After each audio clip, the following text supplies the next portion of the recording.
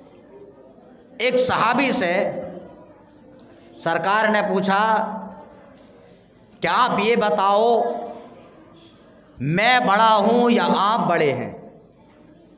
تو صحابی کا جواب سنیے کیا الفاظ ہیں۔ ان صحابی نے سرکار سے ارشاد فرمایا، عرض کی یا رسول اللہ بڑے آپ ہیں لیکن ولادت میں پہلے ہوں۔ جملے غور کرنے کے ہیں۔ وہ چاہتے تو یہ بھی کہہ سکتے تھے یا رسول اللہ عمر میں آپ سے بڑا ہوں، لیکن انہوں نے عرض کی یا رسول اللہ آپ بڑے ہیں اگرچہ ولادت میں پہلے ہوں۔ تو اس سے صحابہ اکرام کا عقیدہ پتہ چلتا ہے کہ سرکار دو عالم صلی اللہ تعالی علیہ وسلم سے صحابہ اکرام کیسی محبت فرماتے ہیں اور صحابہ اکرام سرکار کے بارے میں کیا عقیدہ رکھتے ہیں۔ تو حضرت مولا کائنات بہت شجاع اور بہادر ہیں، آپ فاتح خیبر ہیں۔ اب چلتے ہیں آپ کے علم کی طرف۔ آپ علم میں آپ کا کوئی مثیل نہیں۔ مولا کائنات رضی اللہ تعالی عنہ کو آپ خود بیان فرماتے ہیں کہ اللہ کے رسول صلی اللہ تعالی علیہ وسلم نے یمن کا قاضی بنا کر کے بھیجا تو مولا علی نے سرکار کی بارگاہ میں عرض کی یا رسول اللہ صلی اللہ تعالی علیہ وسلم میں نا تجربے کار ہوں، لوگوں میں فیصلہ کیسے کروں گا؟ تو سرکار نے یہ نہیں فرمایا کہ علی آپ وہاں جاؤ گے آپ کو تجربہ ہو جائے گا، یہ کچھ نہیں فرمایا، بلکہ سرکار دو عالم صلی اللہ تعالی علیہ وسلم نے حضرت مولا کائنات رضی اللہ تعالیٰ عنہ کو اپنے سینے سے لگایا۔ مولا کائنات کا بیان ہے، وہ فرماتے ہیں کہ اس کے بعد میں کسی بھی فیصلے کے اندر مجھے کوئی تردد نہیں ہوا کرتا تھا اور میں لوگوں کے درمیان میں اچھی طرح سے فیصلہ فرما دیا کرتا تھا۔ تو یہ سرکار دو عالم صلی اللہ تعالیٰ علیہ وسلم نے تبھی تو ارشاد فرمایا انا مدینۃ العلم وعلی بابها، اور مولا کائنات رضی اللہ تعالی عنہ کے علم کے کچھ واقعات میں آپ کے سامنے پیش کرنا چاہتا ہوں۔ حضرت عمر ابن الخطاب رضی اللہ تعالی عنہ کا دور خلافت ہے۔ آپ کی بارگاہ میں ایک قضیہ آیا، ایک فیصلہ آیا کہ ایک ایسی عورت کو پیش کیا گیا کہ جس کو زنا کا حمل تھا۔ تو حضرت عمر فاروق اعظم رضی اللہ تعالی عنہ نے تمام گواہوں اور ثبوتوں کو دیکھتے ہوئے آپ نے اس کو سنگسار کرنے کا حکم فرمایا۔ دیکھیے یہاں پہ یہ بھی سمجھیے کہ اسلام میں زنا کی سزا بہت کڑی ہے۔ اگر وہ شادی شدہ ہے تو اس کی سزا یہ ہے کہ اس کو سنگسار کر دیا جائے۔ تو حضرت عمر فاروق اعظم نے یہ قضیہ سنایا۔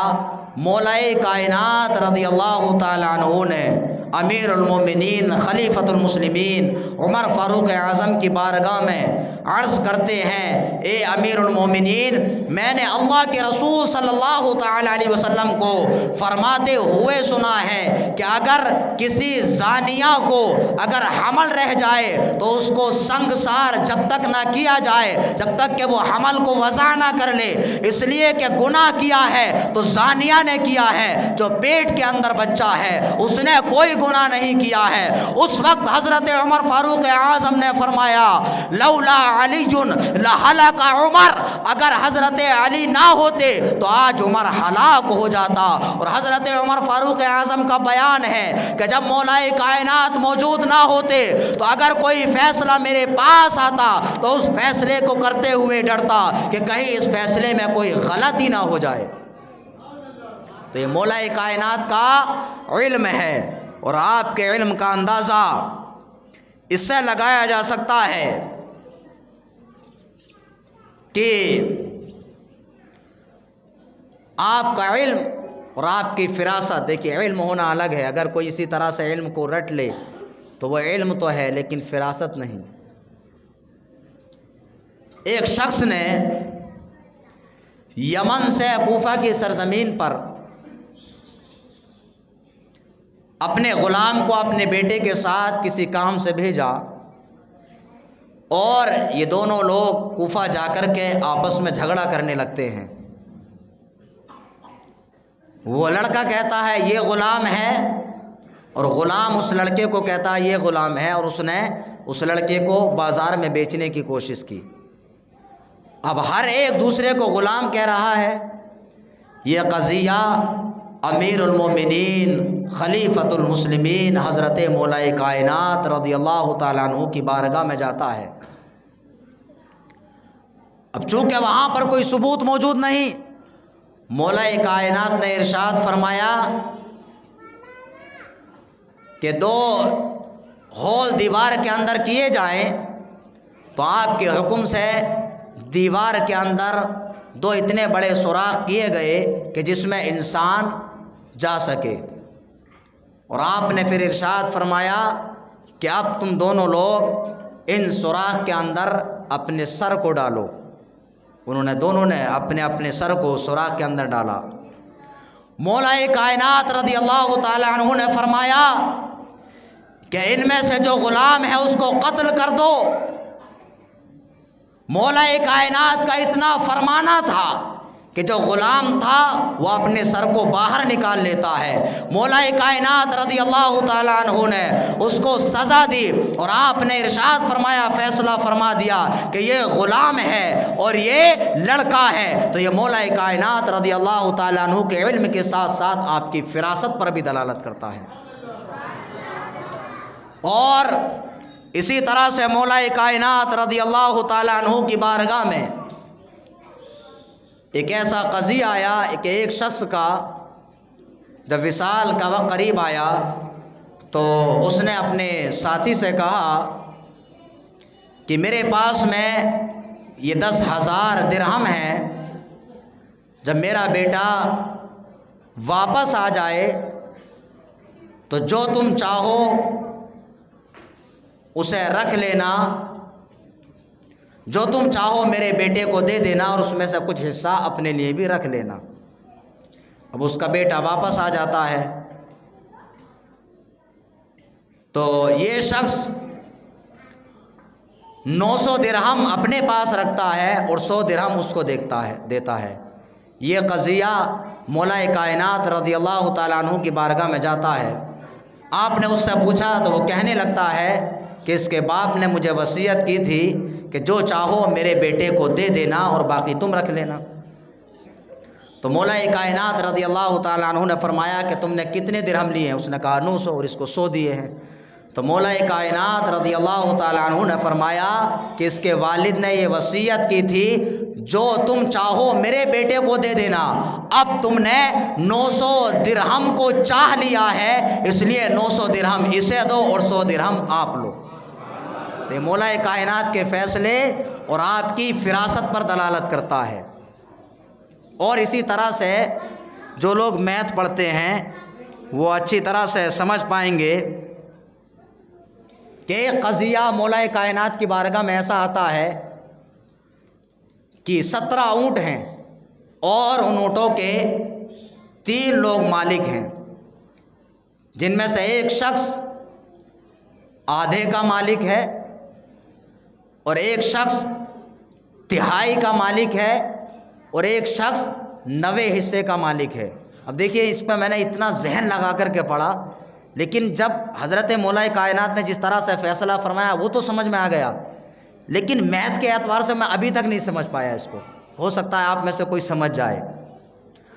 تو یہ فیصلہ مولا کائنات کی بارگاہ میں آتا ہے کہ ایک شخص کا آدھا حصہ ہے، ایک شخص تہائی کا مالک ہے اور ایک شخص 90 حصے کا مالک ہے۔ اب ان کے درمیان میں فیصلہ کرنا ہے، نہ تو اس میں اس کے عوض میں کسی کو کوئی رقم دینا ہے اور نہ ہی کسی اونٹ کو ذبح کرنا ہے، کسی اونٹ کو تقسیم کرنا ہے، اور ان کا فیصلہ بھی کرنا ہے۔ تو چونکہ 17 اونٹ تھے، اب 17 اونٹ اگر اس میں سے جس کا آدھا حصہ ہے اگر اس کو دیا جائے تو 8.5 بنتا ہے، اور دوسرے کا چونکہ تہائی ہے تو اس کا پورا 6 نہیں بنتا، اور جس کا 90 حصہ ہے اس کا پورا 2 نہیں بنتا۔ تو مولا کائنات رضی اللہ تعالیٰ عنہ نے اپنے غلام کو حکم دیا کہ جاؤ ایک اونٹ لے آؤ اور اس کے قطار کے برابر میں میرے اونٹ کو کھڑا کر دو۔ اب اونٹ ہو گئے 18۔ مولا کائنات رضی اللہ تعالیٰ عنہ نے فیصلہ فرمایا کہ آپ چونکہ آدھے کے مالک ہیں اس لیے 18 میں سے آپ کے 9 اونٹ ہوئے تو 9 اونٹ اس کو مل جاتے ہیں، اور جس شخص کا تہائی حصہ تھا اس شخص کو آپ حکم دیتے ہیں کہ آپ کا تہائی حصہ 6 بنتا ہے، 6 اونٹ اس کو دے دیے، تو 6 اور 9 کتنا ہوا؟ 15۔ اب مولا کائنات رضی اللہ تعالیٰ عنہ نے فرمایا کہ جس کا 9واں حصہ تھا وہ انسان اپنے 2 اونٹ لے جائے۔ اب 2 اونٹ وہ لے جاتا ہے، اس طرح سے سب لوگ دنگ رہ جاتے ہیں، فیصلہ بھی ہو جاتا ہے، اور 17 اونٹ یہ تینوں لوگ خوشی خوشی لے کر کے چلے جاتے ہیں۔ مولا کائنات رضی اللہ تعالیٰ عنہ اپنا اونٹ واپس لے لیتے ہیں۔ تو یہ آپ کی فراست پر دلالت کرتا ہے، نہ تو کسی اونٹ کو تقسیم کرنا پڑا، ذبح کرنا پڑا، اور نہ ہی کسی پر کوئی پیسہ دینا پڑا، اور اس طرح سے مولا کائنات رضی اللہ تعالیٰ عنہ ان کے درمیان میں فیصلہ فرماتے ہیں۔ اور ایک آخری بات بتا کر کے میں آگے بڑھ جاؤں، مولا کائنات رضی اللہ تعالیٰ عنہ کی بارگاہ میں ایک ایسا شخص آیا، انہوں نے قضیہ آپ کی بارگاہ میں پیش کیا کہ جن میں سے ایک کے پاس میں 5 روٹیاں تھیں، ایک کے پاس میں 3 روٹیاں تھیں، ایک تیسرا شخص آ جاتا ہے، وہ سلام کرتا ہے تو یہ لوگ اس کو کھانے پر بٹھا لیتے ہیں۔ اب یہ تینوں لوگ مل کر کے کھانا کھاتے ہیں۔ وہ انسان 8 سکے دے کر کے چلا جاتا ہے۔ اب ان دونوں میں آپس میں بحث ہونے لگتی ہے۔ جس کی 3 روٹیاں تھیں وہ کہنے لگتا ہے مجھے آدھا چاہیے، اور جس کی 5 تھی وہ کہنے لگتا ہے کہ 5 مجھے دے دو، 3 تم رکھ لو۔ اب یہ قضیہ جو ہے حضرت مولا کائنات کی بارگاہ میں جاتا ہے۔ جب آپ کے پاس پہنچتا ہے تو آپ فرماتے ہیں 3 روٹی والے سے کہ آپ کا ساتھی جو آپ کو 3 سکے دے رہا ہے وہ لے لو، تمہارے لیے یہی بہتر ہے، ورنہ اگر فیصلہ ہو جائے گا تو آپ کے حصے میں صرف 1 ہی آئے گا۔ تو وہ شخص کہنے لگتا ہے کیا آپ ہمارے درمیان میں فیصلہ فرما دیجئے، جو فیصلہ ہوگا مجھے منظور ہے۔ مولا کائنات رضی اللہ تعالیٰ عنہ نے ان کے درمیان میں فیصلہ فرمایا کہ 8 روٹیوں کے اگر 3 ٹکڑے کیے جائیں تو اس کے 24 ٹکڑے بنتے ہیں، اور ہر انسان نے ان 24 ٹکڑوں میں سے 8 ٹکڑے کھائے۔ تو جس کی 3 روٹیاں تھیں اس سے فرمایا تمہاری 3 روٹیاں تھیں اور تمہاری 3 روٹیوں کے 9 ٹکڑے ہوئے، تو اس لیے آپ کا 1 سکہ ہوا اور آپ کے ساتھی کے 7 سکے ہوئے۔ وہ شخص 1 سکہ لیتا ہے اور خوشی خوشی چلا جاتا ہے۔ اسی طرح سے ایک واقعہ بہت مشہور ہے، اور اس کو میں نے جو ہے ہندی کی کتابوں میں بھی پڑھا ہے، لیکن دوسروں کی طرف منسوب کرتے ہیں، لیکن حقیقتاً یہ واقعہ حضرت مولا کائنات رضی اللہ تعالیٰ عنہ کی طرف منسوب ہے کہ قضیہ آپ کی بارگاہ میں اس طرح کا آتا ہے کہ 2 عورتیں ایک بچے پر لڑ رہی تھی، اور دونوں میں سے ہر ایک کہتی ہے کہ یہ بچہ میرا ہے، یہ بچہ میرا ہے۔ اب کیسے پتہ لگایا جائے کہ کس کا بچہ ہے؟ مولا کائنات رضی اللہ تعالیٰ عنہ نے ان دونوں کے درمیان میں اس طرح سے فیصلہ فرمایا اپنی فراست سے۔ آپ نے ارشاد فرمایا کہ تلوار لائی جائے، اور آپ نے فرمایا کہ ان دونوں کے درمیان میں فیصلہ کر دیا جائے، آدھا بچہ دونوں کو دے دیا جائے۔ تو اس میں سے جو حقیقی ماں تھی وہ چیخنے اور چلانے لگتی ہے، وہ کہنے لگتی ہے اے امیر المومنین اس بچے کو قتل نہ کیجئے، یہ بچہ اسی عورت کو دے دیجئے۔ امیر المومنین نے اس وقت سمجھ لیا اپنی فراست سے یہ بچہ اسی عورت کا ہے، اس لیے کہ ماں کی ممتا الگ جھلکتی ہے۔ یہ عورت کہنے لگتی ہے چاہے یہ بچہ اس کو دے دیجئے لیکن اس بچے کو قتل نہ فرمائیے۔ پھر آپ فیصلہ فرما دیتے ہیں اور وہ بچہ اس عورت کو دے دیتے ہیں جو اس کی حقیقی ماں ہوتی ہے، اور اس عورت کو بھی مجبوراً یہ تسلیم کرنا پڑتا ہے کہ واقعی میں جھوٹ بول رہی تھی۔ تو یہ حضرت مولا کائنات رضی اللہ تعالیٰ عنہ کے فیصلے ہیں، اور آپ کے علم کا اندازہ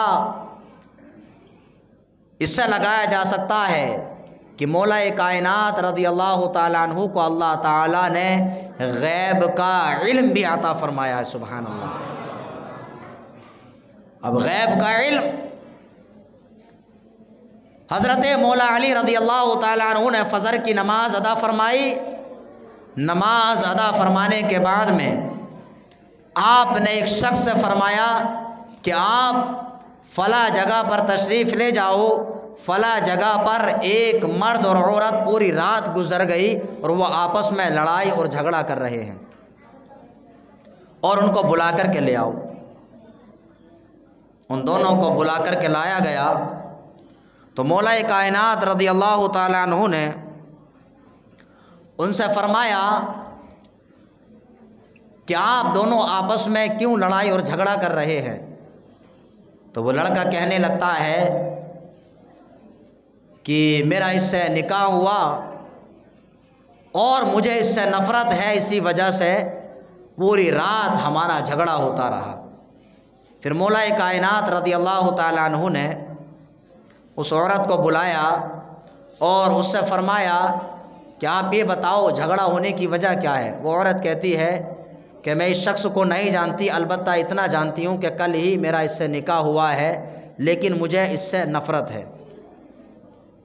مولا کائنات نے تمام لوگوں کو باہر بھیج دیا اور آپ نے اس عورت سے فرمایا کہ جو میں پوچھوں اس کو سچ سچ بتانا۔ اس عورت سے آپ کہتے ہیں کہ تیرا نام فلاں ہے اور تو فلاں شخص کی بیٹی ہے، اور تیرا چچا زاد بھائی تجھ سے محبت کیا کرتا تھا اور تیرے ساتھ میں اس نے زنا کیا، اور تو نے اس بات کو اپنے والد پر مخفی رکھا اور تیری ماں اس بات کو جانتی تھی، اور تو نے ایک بچے کو جنم دیا، اور جب وہ بچہ پیدا ہوتا ہے اس بچے کو دیوار سے جھاڑیوں میں پھینک دیا، اور جب تو نے جھاڑی میں اس بچے کو پھینکا تو وہ ہر چیز پر ہاں ہاں کرتی ہے، تو وہاں پر ایک کتا آ جاتا ہے جس کو پتھر اٹھا کر کے مارا، تو وہ پتھر اس کتے کی جگہ اس بچے کو لگ جاتا ہے۔ جب وہ پتھر اس بچے کے سر میں لگ جاتا ہے تو تیری ماں نے اس پر کپڑے سے ایک پٹی باندھی، اور پھر تم اس کو چھوڑ کر کے چلی آتی ہو، اور پھر تمہیں پتہ نہیں وہ بچہ کہاں گیا ہے۔ تو ایک شخص کا یہاں سے گزر ہوا، وہ شخص اس بچے کو اٹھا کر کے لے گیا، اس کی پرورش کی، اور وہ بڑا ہو گیا۔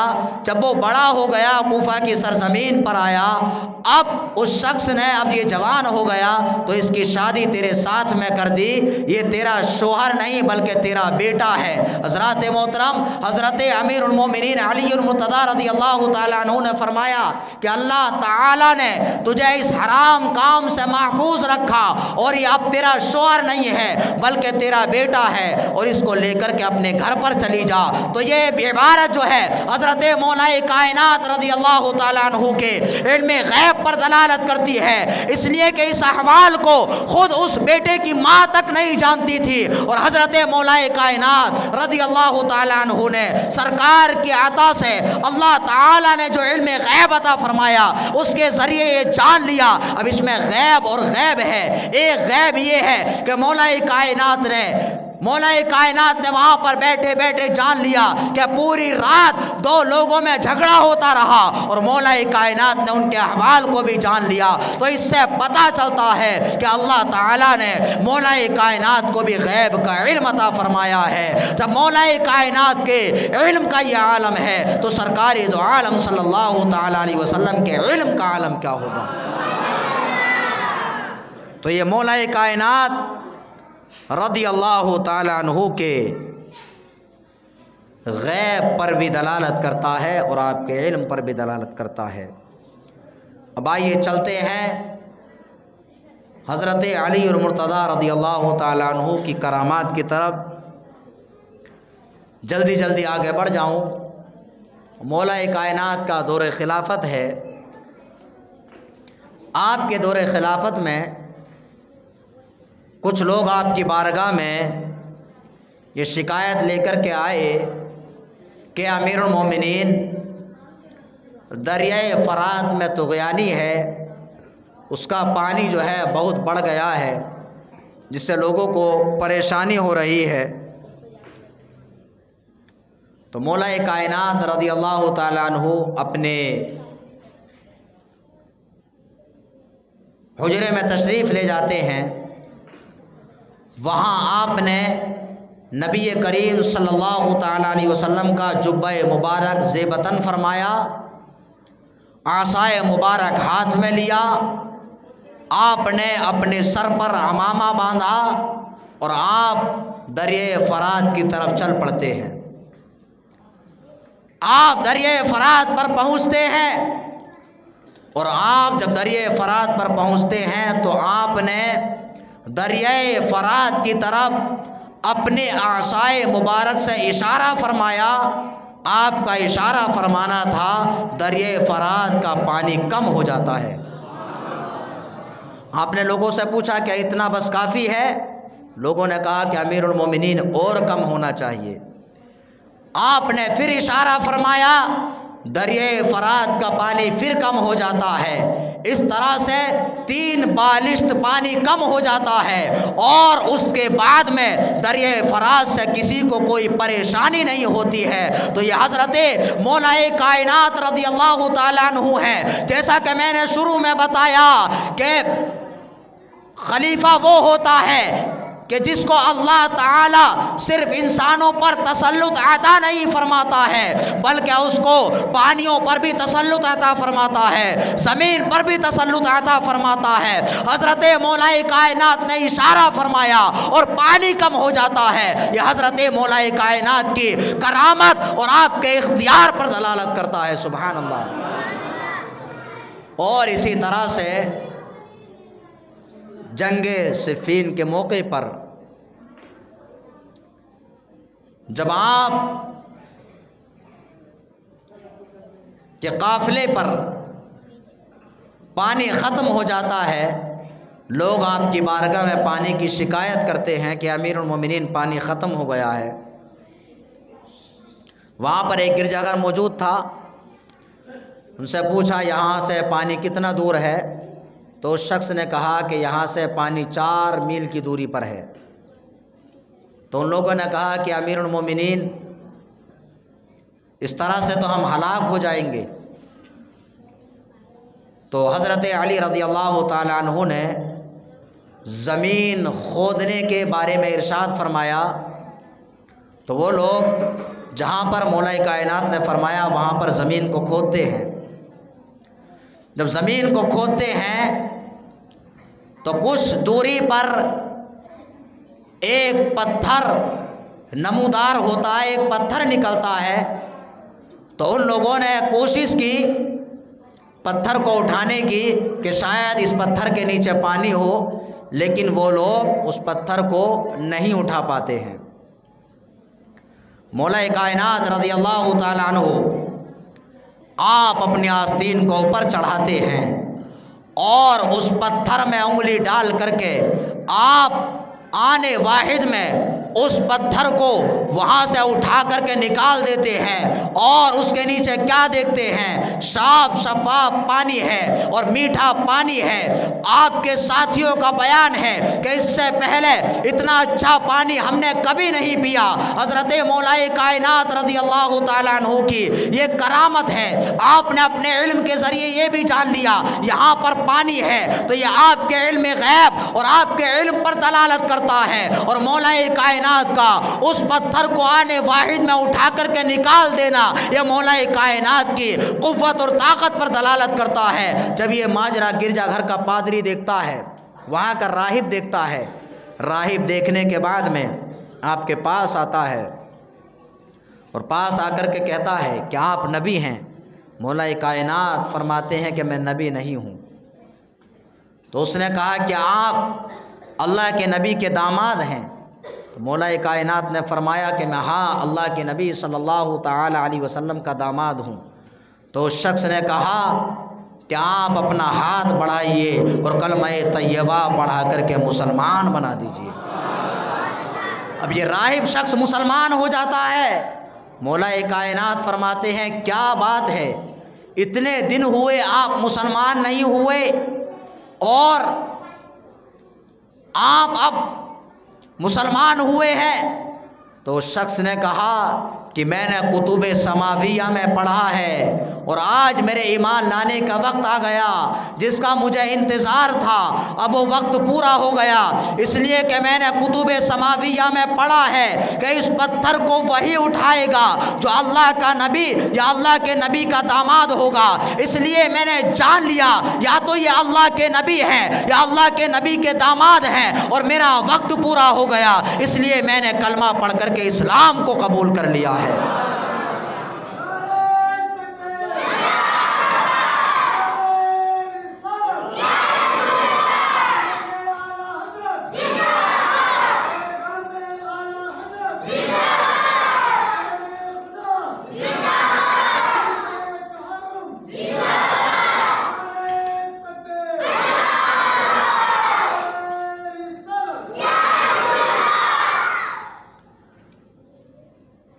تو اس طرح سے آپ نے اس گرجا گھر کو اپنی کرامت کے ذریعے فتح فرمایا۔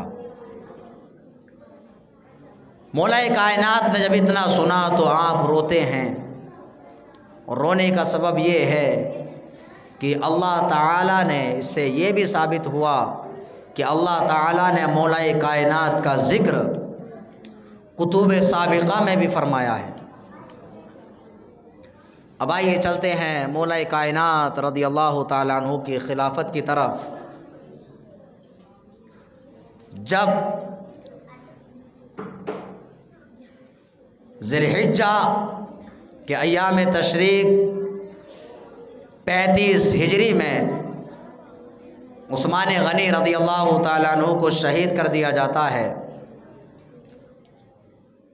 تو اہل مدینہ اور اہل کوفہ حضرت علی المرتضیٰ رضی اللہ تعالیٰ عنہ کے ہاتھ پر بیعت کر لیتے ہیں اور یہ لوگ بیعت ہو جاتے ہیں۔ اور تاریخ ابن عساکر میں حضرت امام حسن مجتبی رضی اللہ تعالیٰ عنہ سے روایت ہے کہ ابن الکف اور قیس بن عبادہ رضی اللہ تعالی عنہما نے حضرت علی المرتضیٰ رضی اللہ تعالی عنہ سے پوچھا کہ خلافت کے معاملے میں آپ سے زیادہ صحیح کون بتا سکتا ہے؟ کیا آپ کو اللہ کے رسول صلی اللہ تعالی علیہ وسلم نے اپنا جانشین، اپنا خلیفہ منتخب کیا تھا؟ تو مولا کائنات کا بیان ہے، یہ ذہن میں رکھیے، اور حضرت امام حسن اس کے راوی ہے۔ یہ تمام رافضیوں کا جواب اس کے اندر موجود ہے، مولا کائنات کے اس بیان کے اندر۔ تو مولا کائنات رضی اللہ تعالیٰ عنہ نے فرمایا کہ جب میں نے اللہ کے رسول صلی اللہ تعالی علیہ وسلم کے ہر حکم کو مانا اور میں نے اللہ کے رسول صلی اللہ تعالی علیہ وسلم کی تصدیق کی، تو اب میں کسی جھوٹ کو اللہ کے رسول صلی اللہ تعالی علیہ وسلم کی طرف منسوب نہیں کر سکتا۔ یہ کس نے فرمایا؟ مولا علی نے۔ نہ تو اللہ کے رسول صلی اللہ تعالی علیہ وسلم نے مجھے کوئی وصیت فرمائی اور نہ خلیفہ منتخب کیا، اور اللہ کے رسول صلی اللہ تعالی علیہ وسلم کا نہ تو آپ کو اچانک شہید کیا گیا، نہ آپ کا وصال اچانک ہوا۔ اللہ کے رسول صلی اللہ تعالی علیہ وسلم نے حضرت ابو بکر صدیق رضی اللہ تعالی عنہ کو حکم دیا کہ لوگوں کو نماز پڑھائیں، تو امہات المومنین میں سے یعنی حضرت عائشہ صدیقہ رضی اللہ تعالی عنہا نے روکنا بھی چاہا تو اللہ کے رسول صلی اللہ تعالیٰ علیہ وسلم نے فرمایا کہ تم حضرت یوسف علیہ الصلاۃ والسلام کے زمانے کی عورتیں ہوں، ابو بکر صدیق سے کہو کہ وہ لوگوں کو نماز پڑھائیں۔ تو حضرت مولا علی رضی اللہ تعالیٰ عنہ نے فرمایا ہم تمام لوگوں نے مل کر کے کہ جس کو اللہ کے رسول صلی اللہ تعالیٰ علیہ وسلم نے ہمارے دین کے لیے منتخب کیا ہے، اسی کو ہم نے اپنے دین اور دنیا کے لیے منتخب فرما لیا۔ تو اس طرح سے بالاتفاق حضرت مولا علی کا فرمان ہے، حضرت ابو بکر صدیق رضی اللہ تعالیٰ عنہ کو بالاتفاق خلیفہ منتخب کر لیا گیا۔ پھر جب حضرت ابو بکر صدیق کا وصال ہوا تو آپ نے اپنا جانشین اپنے بیٹے حضرت عبداللہ ابن عمر کو منتخب نہیں کیا، بلکہ آپ نے حضرت عمر فاروق اعظم رضی اللہ تعالیٰ عنہ کو اپنا جانشین بنایا، اور وہی اس کے اہل بھی تھے۔ یہ حضرت علی کے جملے ہیں۔ تو میں نے حضرت ابو بکر صدیق آپ کے دور خلافت میں جنگیں لڑی، مال غنیمت میں سے حصہ لیا، اور میں نے ان کی بیعت کی، اور میں نے ان کے دور خلافت میں فیصلے بھی کیے۔ اور حضرت عمر فاروق اعظم کے زمانے میں بھی میں نے جنگیں لڑی اور مجرموں کو اپنے کوڑے سے سزا بھی دی۔ اور جب حضرت عمر فاروق اعظم کا وصال ہوا تو میرے دل میں خیال آیا سرکار کی قرابت داری کی وجہ سے کہ اب میرے خلیفہ بننے کا وقت آ گیا ہے۔ لیکن حضرت عمر رضی اللہ تعالیٰ عنہ نے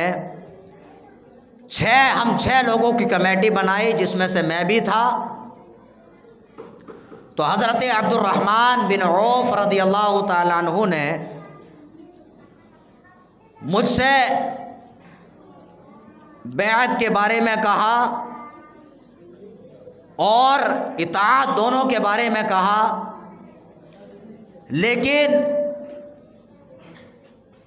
میری بیعت پر میری اطاعت غالب آ گئی، اور حضرت عثمان غنی کے زمانے میں بھی میں نے جنگوں میں شرکت کی، اور ان کے زمانے میں بھی میں نے لوگوں کے درمیان میں فیصلے کیے۔ تو یہ حضرت مولا علی رضی اللہ تعالیٰ عنہ کے تینوں خلفاء کے زمانے میں، خلفائے ثلاثہ کے زمانے میں آپ قاضی رہے ہیں، اور آپ نے لوگوں کے درمیان فیصلے کیے ہیں، اور آپ نے جنگیں بھی لڑی ہیں۔ تو یہ مولا کائنات کا یہ مضمون اس بات کی طرف اشارہ کرتا ہے، جو لوگ یہ کہتے ہیں کہ حضرت علی خلیفہ بلا فصل ہیں، تو مولا کائنات نے خود اس کا رد فرما دیا، اور مولا کائنات رضی اللہ تعالیٰ عنہ نے ان کی خلافت کو تسلیم کیا۔ مولا کائنات کی خلافت کو تسلیم کرنا اور آپ کا مضمون یہ بتاتا ہے کہ خلفائے ثلاثہ کو نہ ماننا یہ حضرت علی کا طریقہ نہیں ہے، بلکہ چاروں خلفاء کو ماننا یہی حضرت علی المرتضیٰ رضی اللہ تعالیٰ عنہ کا طریقہ ہے۔ اب جب 35 ہجری میں حضرت عثمان غنی رضی اللہ تعالیٰ عنہ کی شہادت ہو جاتی ہے تو حضرت مولا کائنات رضی اللہ تعالیٰ عنہ کے ہاتھ پر اہل مدینہ اور اہل کوفہ بیعت فرما لیتے ہیں۔ جب آپ کے ہاتھ پر بیعت فرما لیتے ہیں تو چونکہ اس وقت اختلاف تھا، حضرت اب یہ بھی میں آپ کو جو ہے باریکیاں ہیں اس میں بتا دوں، اسی میں زیادہ لوگ اختلاف کرتے ہیں۔ حضرت عائشہ صدیقہ اور حضرت ابو طلحہ اور چند لوگوں کے سوا تمام کے تمام اہل مدینہ آپ کے ہاتھ پر بیعت کر لیتے ہیں، لیکن یہ لوگ حضرت مولا کائنات رضی اللہ تعالیٰ عنہ سے حضرت عثمان غنی کے قصاص کا مطالبہ کرتے ہیں۔ جب حضرت عثمان غنی رضی اللہ تعالیٰ عنہ کے قصاص کا مطالبہ کرتے ہیں تو یہیں پر جنگ جمل واقع ہوتی ہے، جنگ جمل یہ واقع ہوتی ہے۔ اس میں حضرت ابو طلحہ شہید ہو جاتے ہیں اور بھی بہت سارے صحابہ کرام شہید ہوتے ہیں۔ تو حضرت مولا کائنات رضی اللہ تعالیٰ عنہ مدینہ شریف چھوڑ کر کے کوفہ کی سرزمین پر تشریف لے جاتے ہیں۔ آپ کوفہ کی سرزمین پر تشریف لے گئے تو وہاں پر جنگ صفین واقع ہوئی، اور یہ جو جنگ ہوئی اس کو جنگ اجتہادی کہا جاتا ہے، اور اسی میں اہل سنت والجماعت کو شیعہ گمراہ کرنے کی کوشش کرتے ہیں کہ دیکھیے یہ کیسا ہو سکتا ہے کہ اتنے لوگ شہید ہو گئے، دونوں حق پر ہوں۔ تو اجتہادی کا مطلب یہ ہوتا ہے کہ کچھ تو دونوں طرف سے ادھر کی ادھر لگانے والے ہوتے ہیں، تو دونوں طرف سے لوگ آپس میں جنگ کرنے لگے، تو دونوں حق پر تھے، لیکن اگر دیکھا جائے اس کی تحقیق کی جائے تو علماء فرماتے ہیں کہ حضرت مولا کائنات حق پر تھے، اور یہ تحقیق سے پتہ چلتا ہے۔ لیکن جنہوں نے حضرت مولا علی سے جنگ کی ان کو آپ طعنہ اور تشنیع نہیں کر سکتے، اس لیے کہ یہ خطأ اجتہادی تھی، اور خطأ اجتہادی پر اللہ تعالی مواخذہ نہیں فرماتا ہے، یہ آپ فرق یاد رکھیے۔ تو اس طرح سے جنگ جمل اور جنگ صفین واقع ہوئی۔ حضرت مولا علی نے عثمان غنی کی شہادت کے بعد میں اب تک جو تھا مدینہ شریف راجدھانی تھا، مدینہ شریف دارالخلافہ تھا، حضرت مولا کائنات کے زمانے میں کوفہ کی سرزمین دارالخلافہ بن جاتی ہے۔ اب دیکھیے مولا کائنات رضی اللہ تعالیٰ عنہ کے ساتھ میں خارجیوں نے کیا سازش کی، اور یہ خارجی انہی کی وجہ سے جنگیں واقع ہوئی، اور انہوں نے چونکہ جو آتنک وادی ہوتا ہے، کیونکہ اس زمانے میں آتنک وادی کو آتنک وادی ہندی کا لفظ نہیں بولا جاتا ہے، تو یہ آتنک وادی تھے، تو آتنک وادی کوئی بھی کام کرتے ہیں تو وہ منصوبے کے تحت کرتے ہیں۔ اس وقت خارجیوں نے منصوبہ بنایا اور یہ مشورہ کیا کہ حضرت علی اور حضرت امیر معاویہ اور حضرت عمرو بن العاص رضی اللہ تعالیٰ عنہم کو ایک ہی دن میں، اور مدینہ شریف میں حضرت عمرو بن عاص ہیں، ملک شام میں حضرت امیر معاویہ ہیں، اور کوفہ کی سرزمین پر حضرت علی ہے، کہ ایک ہی دن میں منصوبے کے تحت تینوں کو قتل کر دیا جائے۔ تو یہ تینوں لوگ اپنے اپنے جگہ پر نکلتے ہیں، جن میں سے حضرت علی کے قتل کے لیے نکلتا ہے جس کا نام ہے عبد الرحمن ابن ملجم، اور حضرت عمرو بن عاص رضی اللہ تعالیٰ عنہ کو مدینہ شریف کی طرف جو روانہ ہوتا ہے وہ عمرو بن بکیر روانہ ہوتا ہے ان کو قتل کرنے کے ارادے سے، اور برق نامی شخص یہ حضرت امیر معاویہ رضی اللہ تعالیٰ عنہ کے قتل کے ارادے سے نکلتا ہے۔ تو یہ تینوں لوگ منصوبے کے تحت ایک ہی دن میں ان تینوں کو قتل کرنا چاہتے تھے، چونکہ ایک طرف حضرت امیر معاویہ ہیں اور دوسری طرف حضرت مولا کائنات ہیں اور تیسری طرف حضرت عمرو بن العاص تھے۔ تو یہ کیا چاہتے تھے کہ اس طرح سے اسلام کا شیرازہ بکھر جائے۔ تو ممکن ہے انہی لوگوں کی سازشوں کی وجہ سے آپس میں یہ جنگیں واقع ہوئیں، اور کبھی بھی جو دشمن ہوتے ہیں وہ مسلمانوں کی صف میں گھس جاتے ہیں اور پہلے مسلمانوں ہی کو آپس میں لڑاتے ہیں۔ ان کا مقصد کسی کو فائدہ یا نقصان پہنچانا نہیں ہوتا ہے، بلکہ ہر مسلمان کو نقصان پہنچانا مقصود ہوتا ہے۔ اس لیے عمر بن بکیر حضرت امیر معاویہ کو قتل کے ارادے سے گیا، اور عبد الرحمن ابن ملجم، اور یہ وہ شخص ہے کہ اس نے ایک خارجیہ عورت سے نکاح کیا، اور اس کے نکاح کا مہر یہ تھا کہ یہ 3000 درہم، ایک غلام، ایک لونڈی، اور حضرت مولا علی کا قتل اس کا مہر تھا۔ تو اس نے خارجیہ سے نکاح کیا اور حضرت مولا علی رضی اللہ تعالیٰ عنہ کے قتل کے ارادے سے جاتا ہے۔ یہ ایک الگ بات ہے کہ تینوں لوگ منصوبہ بنا کر کے نکلتے ہیں، لیکن حضرت عمرو بن عاص اور حضرت امیر معاویہ رضی اللہ تعالیٰ عنہ کو قتل کے منصوبے میں یہ خارجی کامیاب نہیں ہوتے ہیں، اور سرکار کے یہ الفاظ سچ ثابت ہوئے کہ سرکار نے فرمایا کہ علی آپ کا معاملہ حضرت عیسیٰ علیہ الصلاۃ والسلام جیسا ہے۔ رافضی حضرت علی المرتضیٰ رضی اللہ تعالیٰ عنہ کی محبت میں انہوں نے اس طرح سے غلو فرمایا کہ آپ کے شان کو بیان کرتے ہوئے ہر صحابی کی برائی کرتے ہیں، یہاں تک کہ انبیاء کرام تک کی توہین کر دیتے ہیں، اور خارجی آپ کے جان کے دشمن ہو گئے۔